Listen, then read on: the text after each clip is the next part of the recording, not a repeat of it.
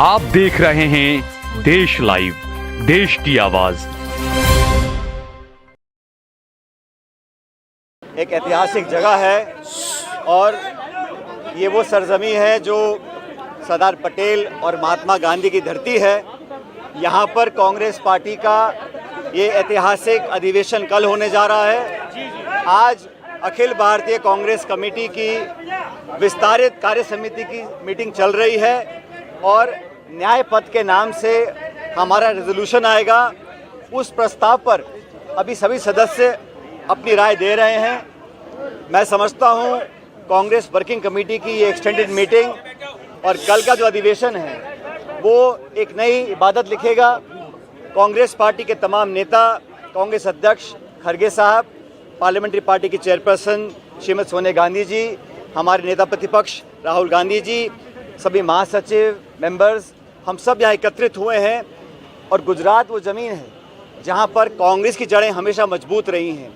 इस अधिवेशन से जहाँ पूरे देश भर के हमारे एआईसीसी के मेंबर्स कल आएंगे और अभी जो चर्चा हो रही है बड़े खुले माहौल पर, आने वाले समय में राजनीतिक चुनौतियों का हम कैसे सामना करेंगे और देश भर में जो आज माहौल बना हुआ है, जो दबाव की राजनीति हो रही है, टकराव की राजनीति हो रही है, विपक्ष की आवाज़ को दबाने की राजनीति हो रही है, उसमें एक बहुत बड़ा और अहम भूमिका कांग्रेस पार्टी की होने जा रही है।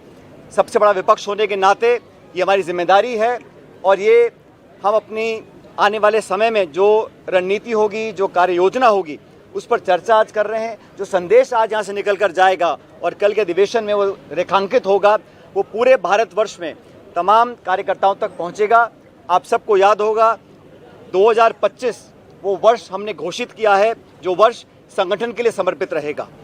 खड़गे जी ने, राहुल जी ने ये स्पष्ट कहा कर्नाटका के अंदर कि आने वाला वर्ष 2025 बूथ से लेकर प्रदेश और देश तक कांग्रेस संगठन को मजबूत करने के लिए, अपनी विचारधारा को व्यापक बनाने के लिए, लोगों को जोड़ने के लिए और भाजपा और एनडीए की सरकार को संसद के अंदर और संसद के बाहर जो चुनौती देने का काम है, राहुल जी के नेतृत्व में, खड़गे जी के नेतृत्व में संपूर्ण कांग्रेस कार्यकर्ता हम लोग करेंगे।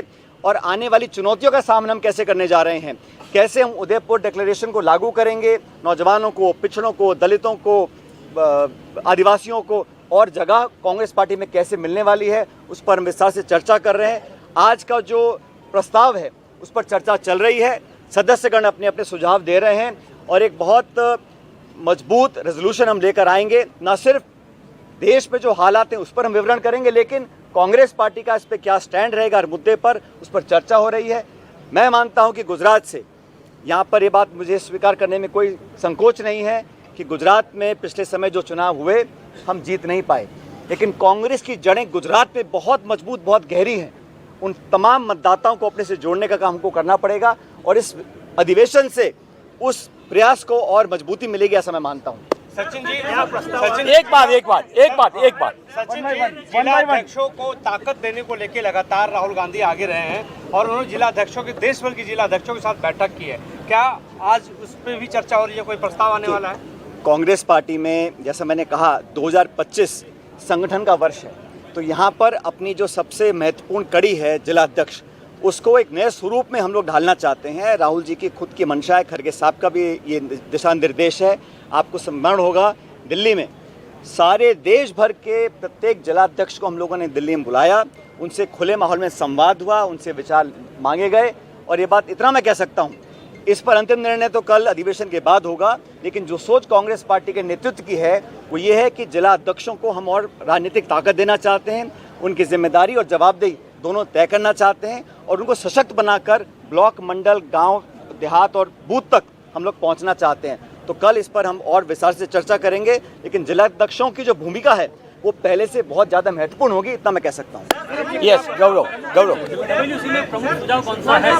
उदयपुर में जो चीजें आप लोगों ने तय की थी, क्या उस पर फिर से चर्चा हुई और एक बार साइड से लागू किया जाएगा, उसको भी लेकर? उदयपुर डिक्लेरेशन हम लोग लागू कर चुके हैं, हर स्तर पर लागू कर रहे हैं, उसको मुझे रिपीट करने की ज़रूरत नहीं है। लेकिन उदयपुर डिक्लेरेशन के साथ साथ लोकसभा चुनाव 2024 का जो जनादेश था उसको भी पूरे देश ने देखा है और संवैधानिक संस्थाओं को नीतिगत तरीके से खोखला करने का काम भाजपा कर रही है और धड़ल्ले से कर रही है। उसका हम लोग विरोध कर रहे हैं। पूरे देश में आज ये जन चेतना हम लोगों को फैलानी है और हमें लगता है कि हम सब लोग जाकर कांग्रेस पार्टी जनता के बीच जाएगी, मास कांटेक्ट प्रोग्राम करेंगे, नेता छोटा बड़ा मिलकर कंधे से कंधा मिलाकर पब्लिक के बीच में जाएंगे, लोगों का विश्वास हासिल करेंगे और हम लोग इस अधिवेशन के माध्यम से कांग्रेस कार्यकर्ताओं के अंदर एक नई ऊर्जा का संचार करने जा रहे हैं। यस गौरव। अभी वर्किंग कमेटी की मीटिंग चल रही है और सभी सदस्य, चाहे वो उत्तर पूर्व के हों, चाहे दक्षिण के हों, चाहे लद्दाख के हों, सभी सदस्य अपने राय रख रहे हैं। जो प्रस्ताव का अंतिम स्वरूप होगा वो कुछ घंटे में आपके सामने आ जाएगा। Sachin sir, can we expect that the DCCs will also have a role in the electoral process for the Congress party? All I can say is that the intention of the Congress president and the leader of opposition is to create a more empowered district unit. The accountability, the responsibility and the political strength that we have thus so far given to the district presidents is set to be enhanced. What the final outcome will be, that will be decided only after the convention tomorrow. But the intention of the Congress party is to make the district Congress level presidents more empowered than previously. The exact formulation is yet to be discussed. I can't comment on the finality of it, but certainly the intention is this year of 2025 is the year of organization.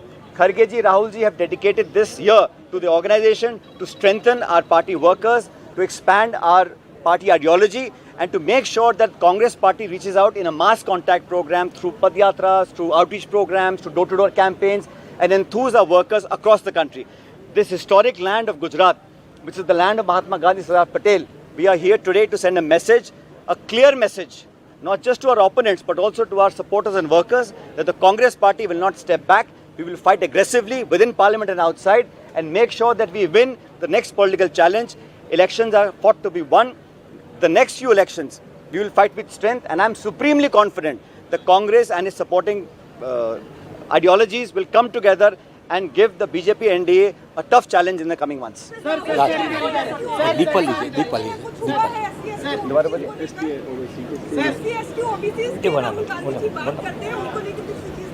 ये तो कांग्रेस का पुराना निर्णय है कि हम लोग जातिगत जनगणना चाहते हैं और राहुल जी ने स्वयं बीड़ा उठाया है कि जो पिछड़ा है, दलित है, गरीब है, आदिवासी है, उनको और संरक्षण मिले। और पूरे देश में आज आदिवासी दलित भाई बहनों के साथ जो अत्याचार हो रहे हैं, जो अनदेखी हो रही है, जो उनका उत्पीड़न हो रहा है, उसके साथ कांग्रेस पार्टी खड़ी है। हम हर व्यक्ति को एक नज़र से देखते हैं। संविधान में सबको बराबर का अधिकार दिया है। सत्ताधारी दल पक्षपात करते हैं, भेदभाव करते हैं, लेकिन कांग्रेस पार्टी हर नागरिक को, चाहे जाति, धर्म, भाषा, लिंग, खाना पीना, कपड़े कुछ भी हो, हर व्यक्ति भारत का सम्मानजनक नागरिक है और हमारे सब बराबर है। थैंक यू भाई। धन्यवाद दोस्तों। हमारे लिए ये बहुत ही ऐतिहासिक क्षण है क्योंकि हम दो महान हस्तियों को याद कर रहे हैं। महात्मा गांधी जी, जिनको कांग्रेस दल के अध्यक्षता की जिम्मेवारी लेते हुए 100 वर्ष संपूर्ण हुए, और साथ ही साथ सरदार वल्लभ भाई पटेल जी को हम याद करते हैं क्योंकि इस वर्ष उनकी 150वीं जन्म जयंती की ये ऐतिहासिक ये वर्ष है।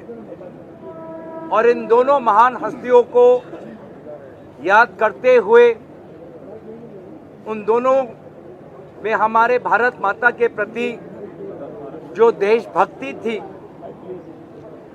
उस देशभक्ति को आज हम याद कर रहे हैं।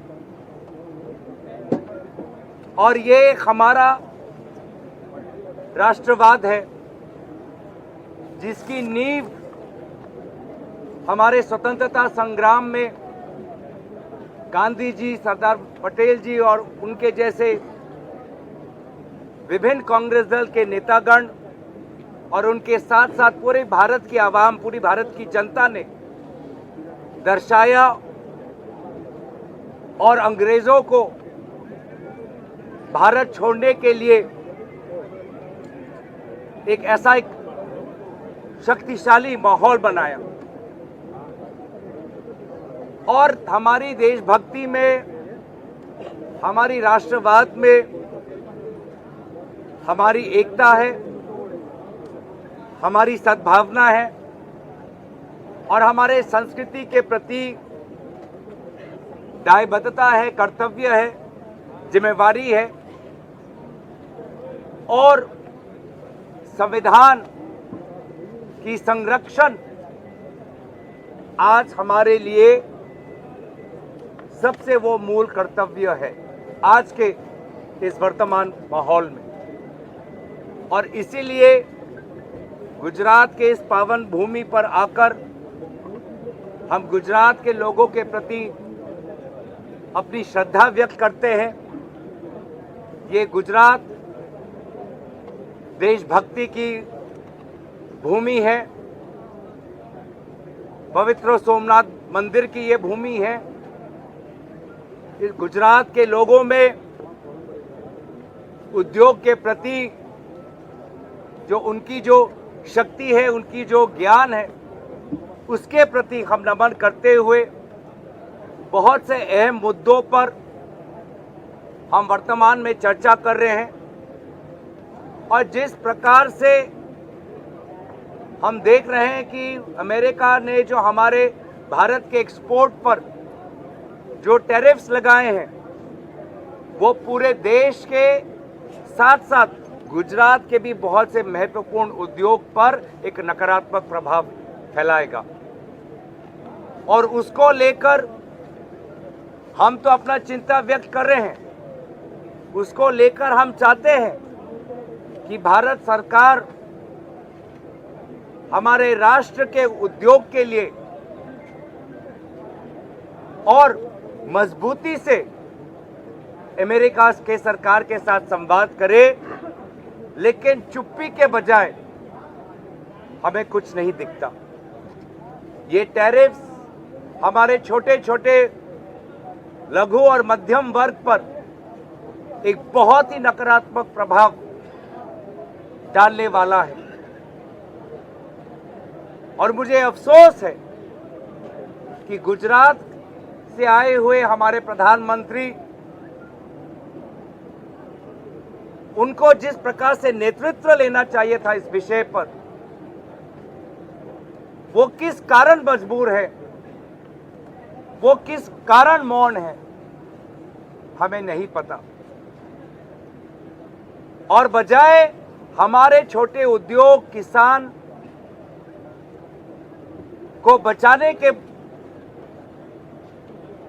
बजाय उसके विपरीत ये सरकार पिछले रात को हमारे गरीब और मध्यम वर्ग पर गैस सिलेंडर का दाम 50 रुपए बढ़ाकर उन्होंने और हमारा जीना और मुश्किल कर दिया। पेट्रोल और डीजल के प्राइसेस में जो गिरावट हुई है, ये सरकार साफ साफ मना करती है कि कोई राहत आम ग्राहक के पास जाए। तो ये किस प्रकार का अर्थव्यवस्था, किस प्रकार की अर्थनीति,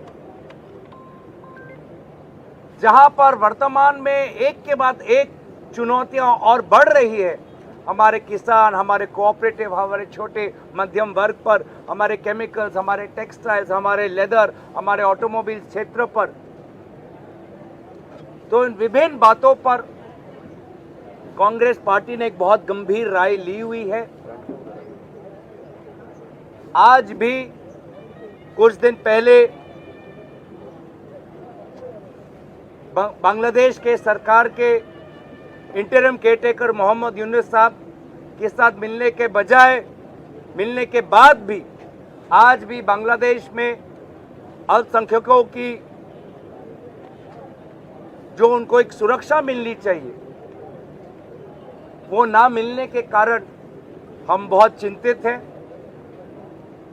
और जो सरकार जो अपने आप को विश्वगुरु और जो सरकार कहती है कि प्रधानमंत्री के कारण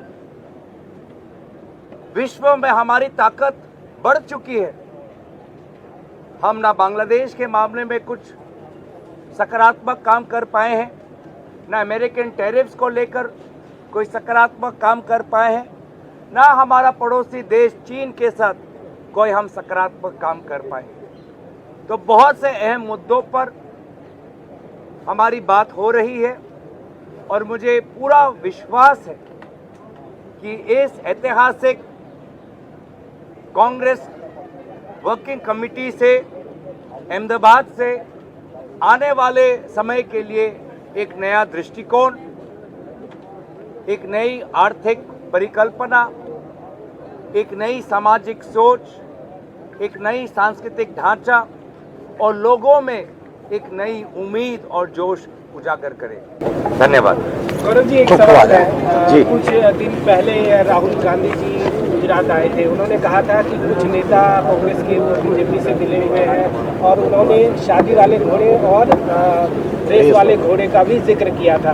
तो क्या उस पर भी चर्चा हो रही है? कोई कड़ा कदम जो है वो पार्टी?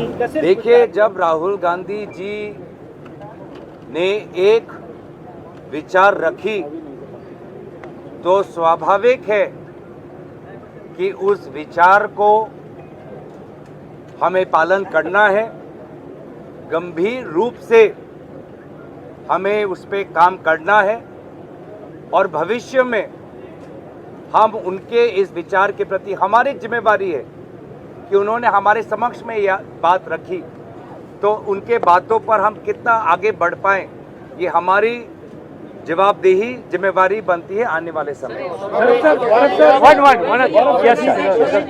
रिगार्डिंग कोएलिशन गठबंधन को लेकर के क्या बातचीत हो रही है, किन शर्तों पर रहेगा, क्या वो सहयोगी वर्तमान में भी सहयोगी रहेंगे या अपनी पार्टी को फैलाने के क्रम में जो थोड़ी नाराजगी हो रही है उस पर भी आपकी ध्यान है? देखिए, विभिन्न राज्यों में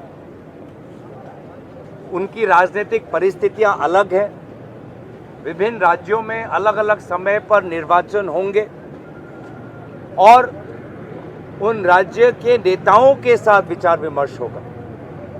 तो इसीलिए मुझे लगता है कि हमने निर्वाचन को लेकर, भारत के राजनीतिक व्यवस्था को लेकर हमने बहुत गंभीर बातें रखी हैं। अर्थव्यवस्था और जो वहाँ की जो शिक्षा और स्वास्थ्य की जो प्रणाली है विभिन्न राज्यों में, उसको लेकर हमने अपनी चिंता व्यक्त की है। लेकिन अगर मैं आपको थोड़ा और चुनावी अगर मैं बातें आपको मैं आपके पक्ष में रखूं, आपके समक्ष रखूं, तो वो मेरे लिए अनुचित हो।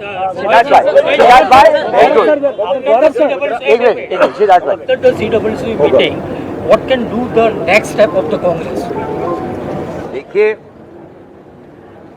जो हमारे आने वाली समय में जो प्रणाली है उसको लेकर हम अभी विभिन्न नेताओं की राय हम ले रहे हैं।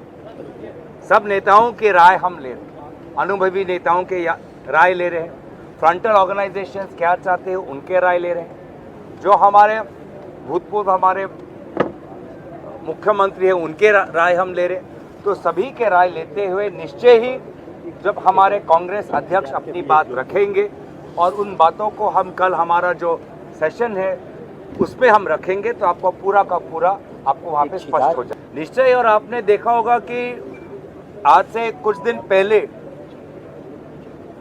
हर प्रदेश के जिला अध्यक्षों के साथ कांग्रेस अध्यक्ष मल्लिकार्जुन खड़गे जी, आदरणीय राहुल गांधी जी ने वार्तालाप की।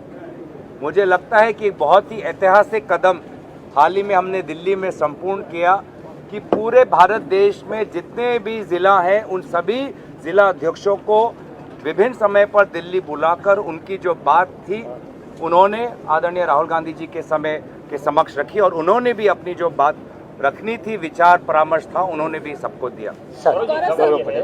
गुजरात में आपका अधिवेशन हो रहा है, गुजरात में CWC, गुजरात में तकरीबन 30 साल से कांग्रेस की सरकार नहीं है।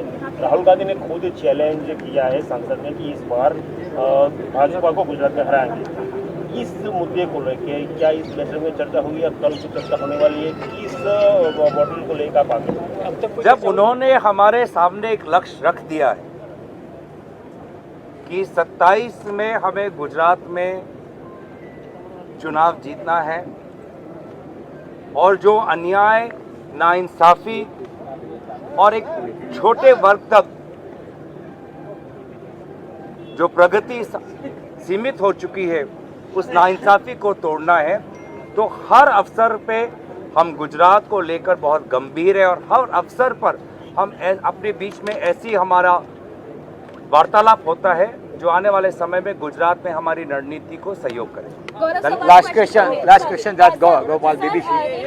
Gopal from BBC and then Gujarat में से जो कांग्रेस के नेता हुए, आपने गांधी की बात की, नड्डा साहब की बात की, तो क्या पार्टी अब चिंतित है उस बात से लेकर कि गुजरात में पहले पिछले 3-4 दशक से कोई ऐसा मास लीडर नहीं आया जो आपकी पार्टी को पावर पे ले जाए, जो आपकी पार्टी को लोगों के बीच में ले जाए? देखिए मैंने शुरुआत में ही गुजरात के लोगों का नमन किया, गुजरात की इस पावन भूमि के प्रति अपनी श्रद्धा व्यक्त की, और हमारा पूरा विश्वास है कि आने वाले चुनाव में गुजरात के लोग, गुजरात की विवेक शक्ति और गुजरात के लोगों का आशीर्वाद और शुभकामनाएं हमें मिलेंगी। एक बड़ा लक्ष्य कुछ महीने पहले राहुल गांधी जी ने हम सब पर के समक्ष रखा है कि गुजरात को हमें जीतना है, और उस गुजरात के चुनाव में गुजरात कांग्रेस अकेला नहीं, पूरा AICC यहाँ पर गुजरात पे आकर गुजरात के कांग्रेस को और ताकतवर बनाएगी, और पूरा AICC उस गुजरात के चुनाव को लड़ेंगे।